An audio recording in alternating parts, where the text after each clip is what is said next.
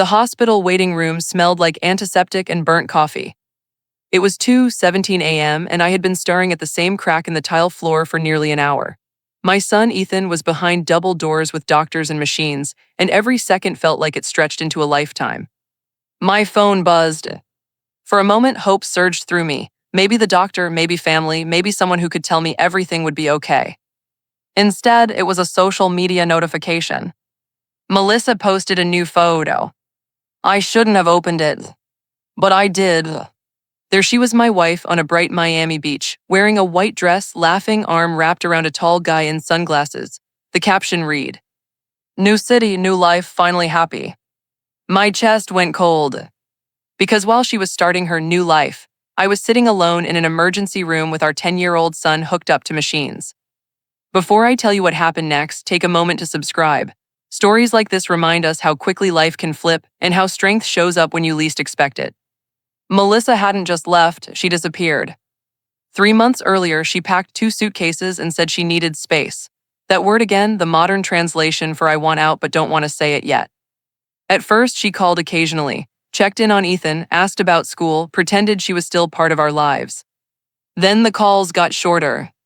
Then less frequent. Then they stopped altogether.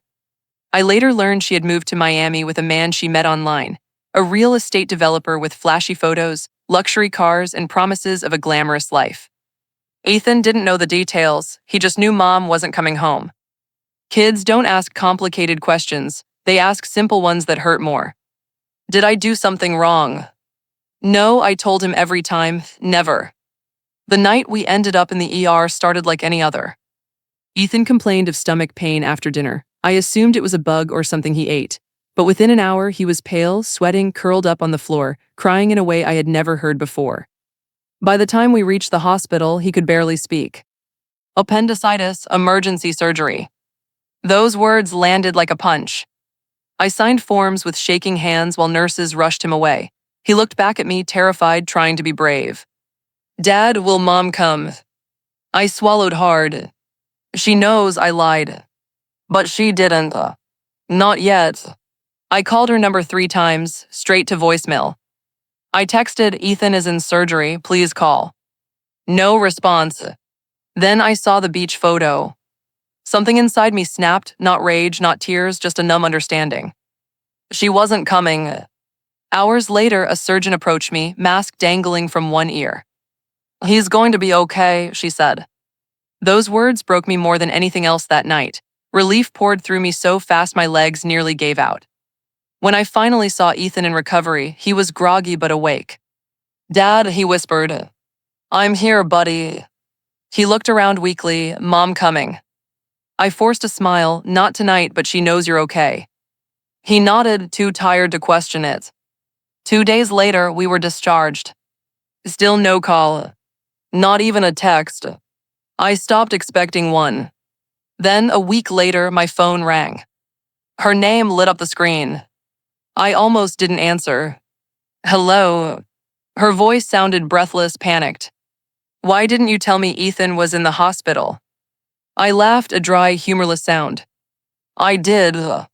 I just saw your message," she said quickly. "I've been busy." Busy. Our son had surgery while she was busy. "He's fine now," I said calmly. "You should have called more," she insisted, defensive. I felt something shift inside me. I called 3 times. Silence. Then she said quietly, "I'm coming to see him." "You don't need to," I replied. "What do you mean?" "He's recovering, school starts next week, routine helps." "I'm his mother," she snapped. "And you chose not to be," I said, still calm.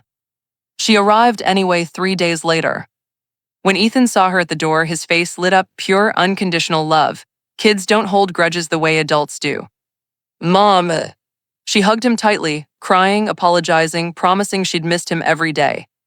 I stood back watching. Part of me wanted to feel something, anger, resentment, anything. But all I felt was distance. Later, after Ethan fell asleep, she sat across from me at the kitchen table. "You look different," she said. "I am." She hesitated. Miami wasn't what I thought. I didn't ask for details. "The guy, he wasn't serious," she continued.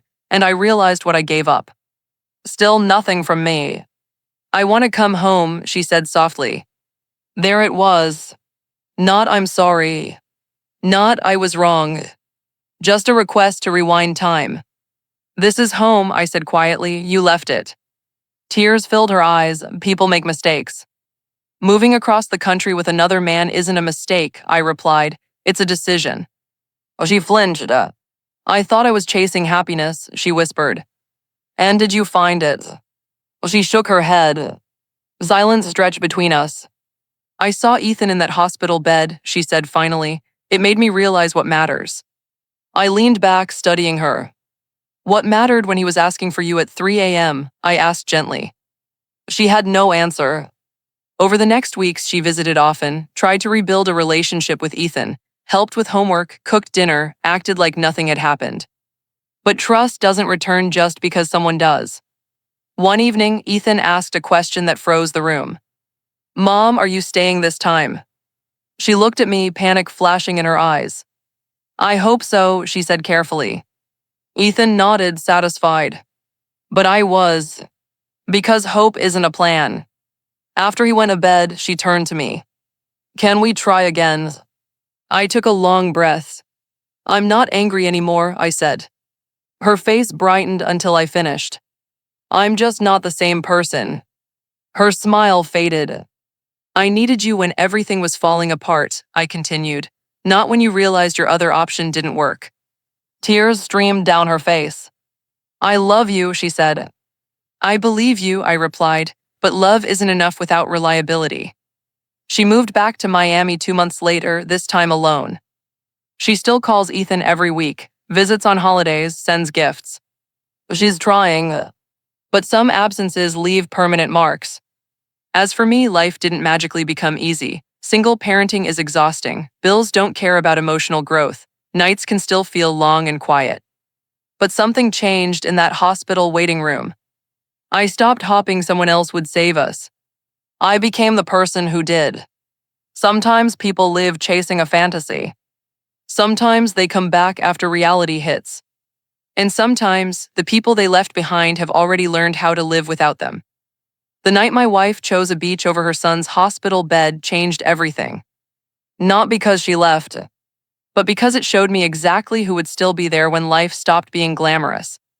And now, when Ethan asks if we're okay, I can answer honestly. We are, I tell him. Because strength isn't about who stays when things are fun. It's about who shows up when everything falls apart.